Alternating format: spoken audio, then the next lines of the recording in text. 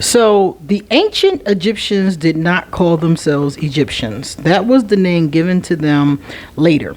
The ancient Egyptians called themselves, they called the land Kemet. And sometimes you'll hear them called Cometians.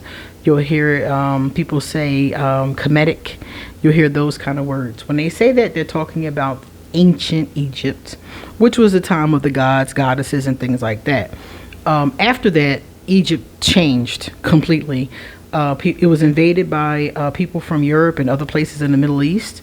And so people that are there now are not the same descendants that would have been building the pyramids and painting on the walls. So you guys know I'm a priestess of Mayat. Mayat is the ancient Egyptian, the ancient Kemetic spiritual system. So I thought it would be fun to get another deck. I have 2 or 3 decks of a similar theme, but I didn't have an oracle deck. So I was like, ooh, this one is cool. So I went on Amazon. I'm an Amazon affiliate, so I will leave you the link so you can get a copy of this if you would like. And I was like, this is going to be fun. So I'm going to show it to you today, and we're going to look at one of the cards. I think it might have a guidebook. I'm not sure. And if it does, we'll take a look at it. My name is QueenAusetHeru, and thank you for joining me for another wonderful edition of Ask an Aquarius. If you haven't already, please hit the red subscribe button and smack the bell. Also, if you like this video, please give it a thumbs up and pass it on to anyone and everyone who might like it too. Please drop us a positive comment in the comment section. And if you want to get a reading done, please hit me up. All my information is underneath this video. The link will be at the top with my Amazon affiliate link. Then you will see underneath that this mat I have in the background is from Ascension Life brand. So I will give you the link to the mat because I love that mat. And then underneath that will be all my other information. So let's take a look. All right, this is our deck. Very common. Here's the back. Oh, it's only 36 cards. Okay, so it's not even that much to take a look at. It's Paulo Scribo. They do have the cool finger holes. Always look for those first. Oh, yep. There we go. Now let's take a look and see. Yes, there is a guidebook. So let's take a look at that real quick.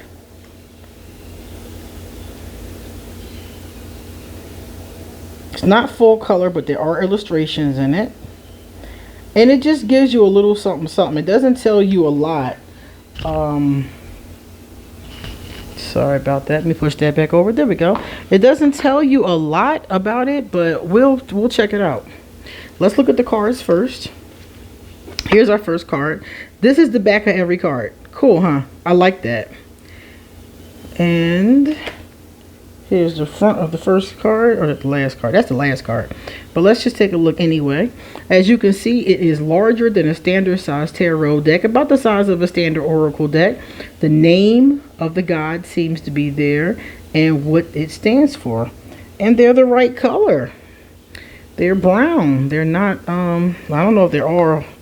We'll find out. But it looks like they're historically accurate. So this is cool. Let's look at that one. We're going to go back. Well, we're going to go frontwards. I want to see the first cards. This one is Ra, and Ra is enlightening. So as you can see, there's papyrus in the background. That's what the paper is meant to look like. And then you have the Egyptians' writing system. As you can see, they mostly use pictures for their writing system. And if you look on the walls today, you can still find some of these pictures. Creation. Okay.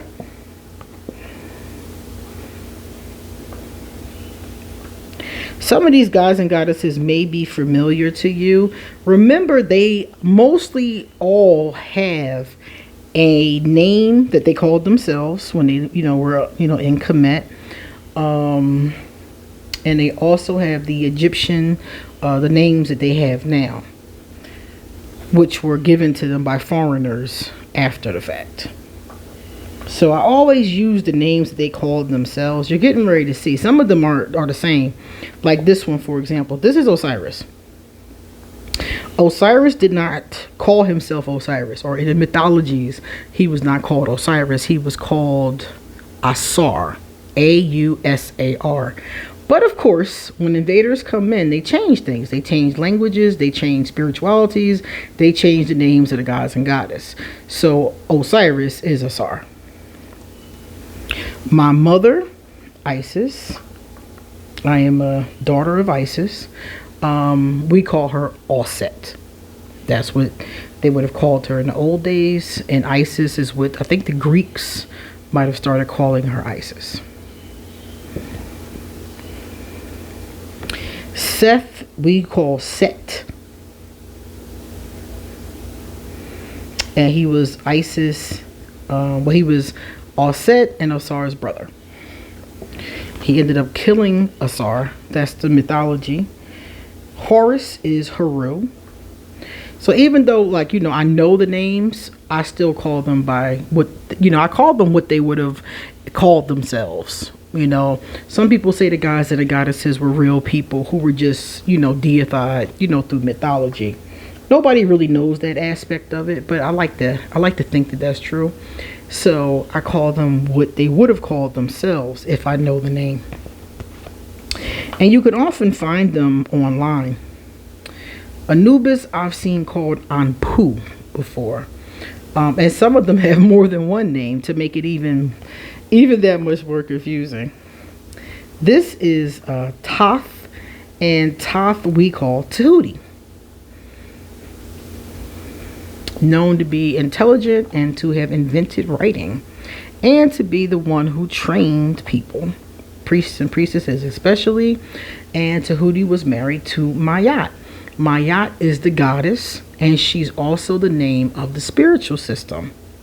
So when they said when you die, Mayat is the one who's there, who weighs your heart. She judges you. She takes your heart and she puts it on a scale, and she puts a feather on the other side. And if your heart is lighter than a feather, you have lived a good life and may go on to be a blessed ancestor. Otherwise, you will be utterly dead, and Anubis, Anpu, will eat your heart, and you're gone forever. That's it. Like you never existed. This one is Hathor.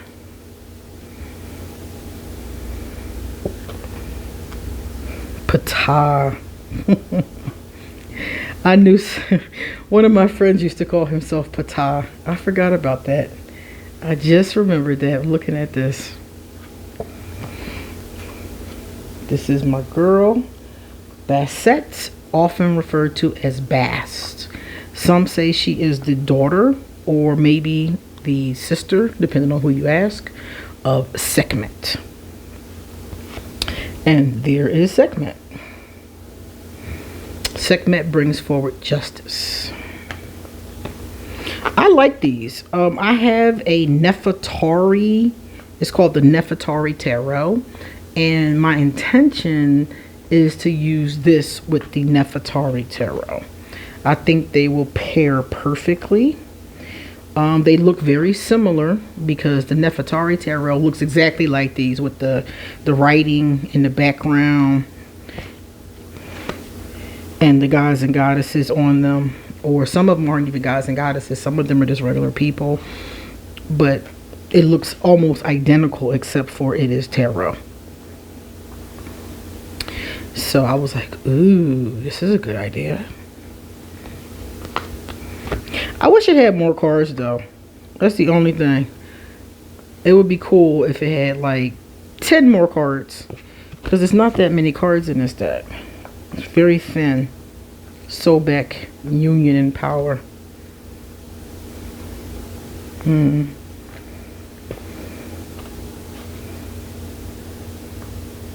I was watching Marvel and she was in it. I'm trying to remember.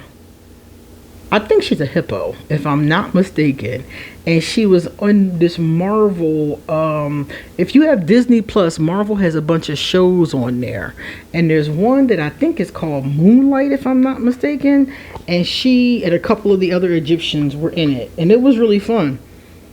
She had on like this pretty blue fingernail polish. I thought it was so cute. She was adorable. I love seeing ancient mythology in modern stories. I think that is so awesome. Because nowadays, if you pay attention, we get the same movies rebooted over and over again. And I'm like, why don't people tell new stories?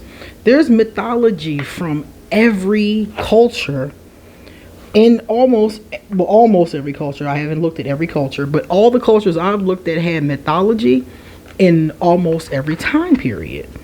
So I'm sitting there like, why don't y'all tell new stories? Some of these stories would be great. The only problem is I don't always trust Hollywood to be to be historically accurate. They make stuff up. They add people that wasn't there. I would love to see them tell some of those stories the way the ancients would remember them. I would love to see the story of Asar, Aset, Heru, and Set. Great story. I would love to see that on the big screen.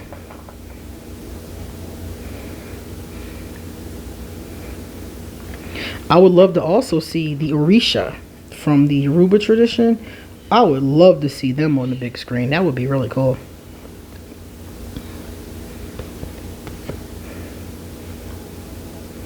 Cool. And our last one. I don't know who this is, so we're going to end on this one, and I'm going to pull out the book, and we're going to find out who this is, because I don't recognize the name. So we're going to go in. What did we say? That was 36. Here it is. Nefertum, completeness. His name means perfect without equal.